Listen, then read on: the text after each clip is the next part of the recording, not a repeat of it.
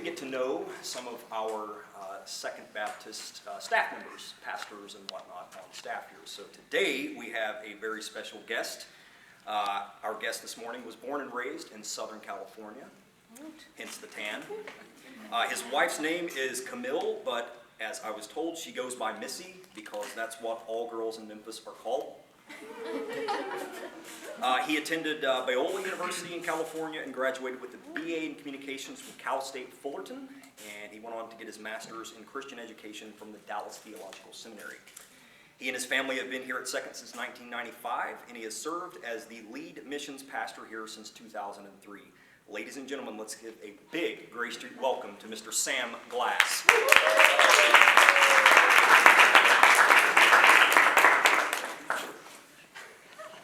Okay, well, Sam, thank you for being here. Thanks for having me. Great to be here. Thank you guys for the chance. I want to start off with a question that was not one of the questions that we Russell Dixon and or anybody else, when a few years ago at Beach Retreat, they were linking us all on the email thing and the text, and I said, yeah, don't bother. I said, don't talk to me. Just if you want me, come talk to me. I was so old school, and so that ends. So for the last 2 years, I've been, every time there's an email, every time there's a text, it's like, and we're including Sam because we know he wants to be up to date on this, so. Yeah. But actually, I hate that stuff. I'm with you. That's the world we live in. It's got to deal with it. Okay, so what has been the best thing about being a family man? I would say, gosh, I mean, let me just go super spiritual right off the bat. It just points you to Christ. It really does. It's, you know, single life was great. I loved it. But when I got married, I really felt like God started doing a work in my life. First time I had somebody like, they weren't going anywhere, and they would say, hey, you know, you're kind of edgy here. You're kind of like, is this really who you are? And it was just a beginning of growth, spiritually speaking. And then you add kids, and then you add our parents into that other side of it. And it's just so much more colorful, musical, interesting, sad, and better. The most challenging thing about being a family? Adolescence, for sure. You know, I wish I'd have prepared more for that, honestly. I just, when you have kids, you kind of think, oh, well, they're just going to be kids and they're just going to roll. But I think I would have prepared, if I was doing it again, I would have been much more prepared. Like during those first 10 years, I'm gearing up because here we go, the battle's coming. And but we have a great relationship with the kids, but that's definitely, that one hit me. I thought, oh, we're all on the same page here. And all of a sudden it's like, oh, no, we're not. So thinking back to your days before marriage, this being a young singles class, what was the most awkward or interesting first date that you've ever been on? Well, when I met Missy, we were at Biola University, Southern California, and I'd been living there, you know, born and raised. So I said to her, do you want to go on on kind of a tour of Newport Harbor on a boat? And she goes, I would love to. I failed to mention it was a canoe. I don't know how that slipped out. And I was such a goofball. I didn't have paddles, but I had a saw, and I had 2x4s, and I had a plywood thing, so I cut out this octagonal like paddles, literally looked like stop signs. And so we're literally smelling diesel. Yeah, that's John Wayne's yacht right there. I think she's getting nauseous because, I mean, it's just, and the paddles are getting, finally she goes, Sam, I can't even lift this. I had to drag it in like a carcass. And then I had to paddle back, so that was kind of, hey, this is who Sam is. You really want to continue? Was there any singing, you know, like the gondolas? And Nothing. So as the lead missions pastor here at Second, with many missions opportunities worldwide, and I can let you explain that a little bit more in a minute, but I'd imagine you've had several interesting experiences in the field. Could you share a couple with us? Sure. Well, in 2002, our family did have a chance to go live overseas, so we lived in Kenya for a year. That was a great experience. It was really, so this is kind of interesting. So if anybody says to you, you know, I'm really kind of concerned about surrendering my life to the Lord, he might send me to Africa or something like that. Y'all, best year of my life. Not even close. Not even close. Just hands down. So that was a remarkable year. I think on that trip, though, there was one thing that's kind of interesting.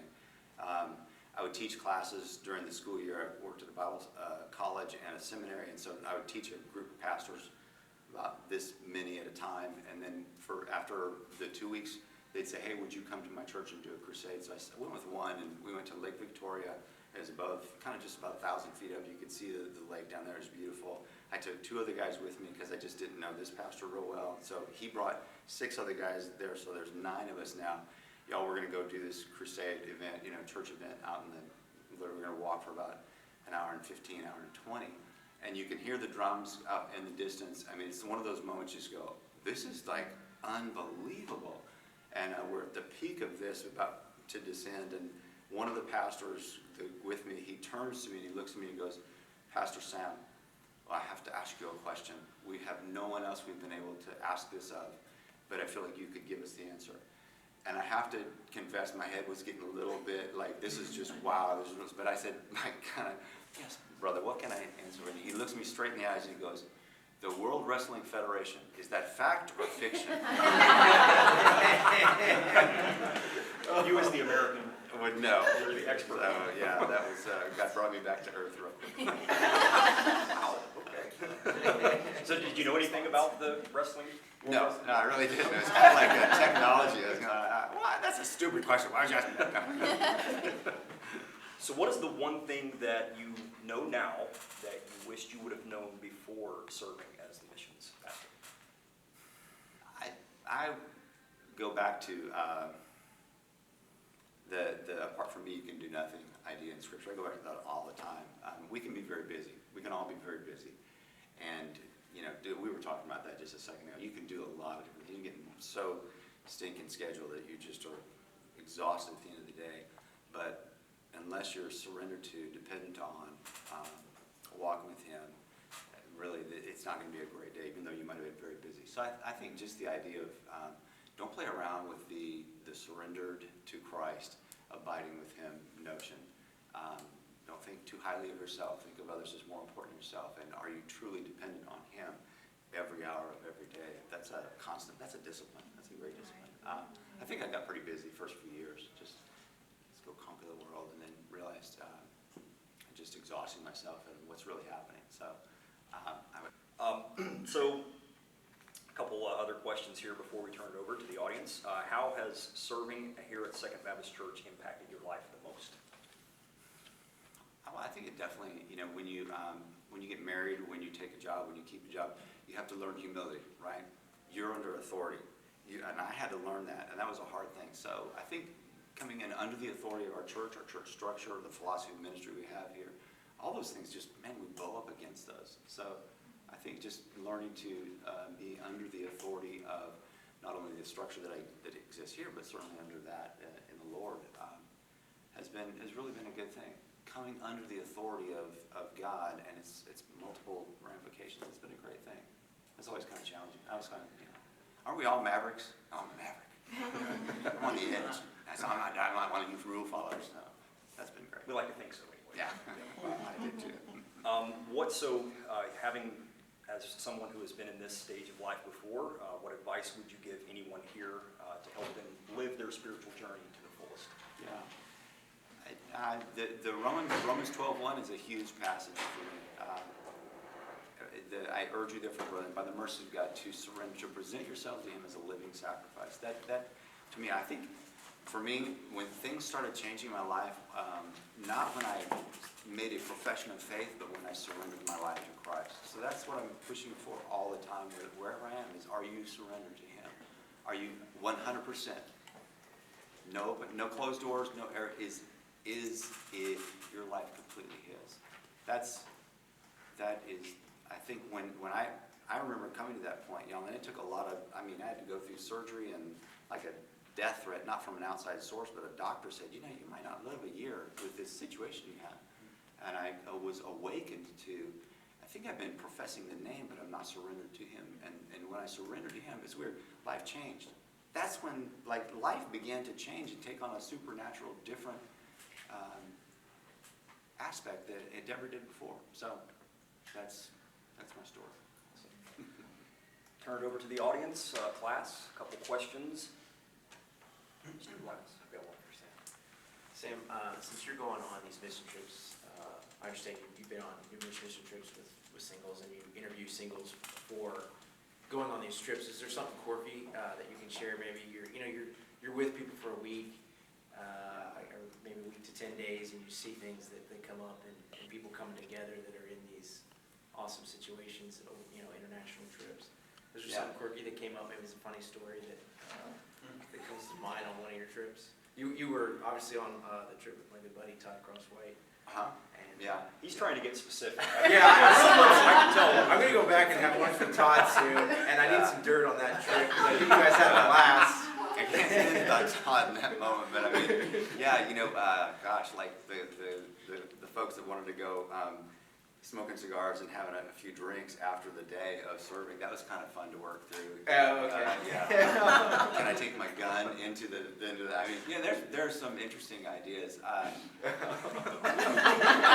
There you go. Yeah, but I do think that why we're here to hear the Word of God and why it's taught, this is important because it helps us clarify thinking, because we do have some odd thinking that goes on. I mean, I've heard some on the way over to missions trips. We've heard, now, when we're casting out the demon, do we cast it at the foot of the cross or into the blood of Christ?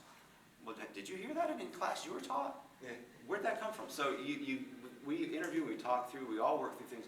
But here's the thing, we're all in a process of growing in Christ likeness. So yeah, sometimes some funny things come up and just deal with them. Todd, I can't give you anything on that. He paid me off before I gave Yeah, him. I'll treat you to lunch. We'll talk privately. Got time for another question? Anybody? I got one. Since you are meeting with singles quite a bit and interviewing them to go on these trips, do you have some wisdom from years of marriage to give us to single folks? Have you seen a common theme that as you move through these 1-hour sessions? Yeah. I'm kind of, so I'm kind of a fan of old African adages, I really am. Yeah. And one of my favorites is, actually this is one of my favorites. If you want to go fast, go alone. But if you want to go far, go together. So it's harder to go together, but you can go further. You will go further. You'll do more, and others will be changed in that process. So I think that's something I just would encourage people in. A bad marriage is really a horrible thing. A great marriage is an unbelievable gift, and it takes a lot of work to make a great marriage. But it's so good because I feel like in my walk with the Lord, I'm going so much further than I ever would have, ever, on my own. So I don't know if that's what we're going after. So, yeah. Can I ask one question? Sorry. When you surrendered to Christ and made that commitment, was it before or after you met your wife? And did you guys make that journey together, or were you fully and complete in that process? It was after we met. So getting to marry her, and that was moving towards a closer life with Christ, but that was completely independent of her. And so her own journey on that one, I don't know where she would say when that took place in her. I feel like it's been a more, she's more eased into that. So. Okay, I was just gonna ask, maybe there's some people out there who God might not bring a partner. Do you believe they're going to experience less growth because of that? Yeah, great. That's a great question. No, I think actually they may do far more in the kingdom. I think of Lisa Milne, she's had a remarkable ministry. Paul, unbelievable ministry. So I just think that's it's something that just, if God does bring singleness to you, that's the gift. That's the gift. It will be hard, just like marriage. It's the gift. It's really hard. So let it push you to Him. Let it push you to Him. He's able. One over here. Did you have a miracle in mind that you, for instance, like you went to Africa, you thought it was great, but is there a miracle that you've been through Here? anywhere? And what was your favorite one?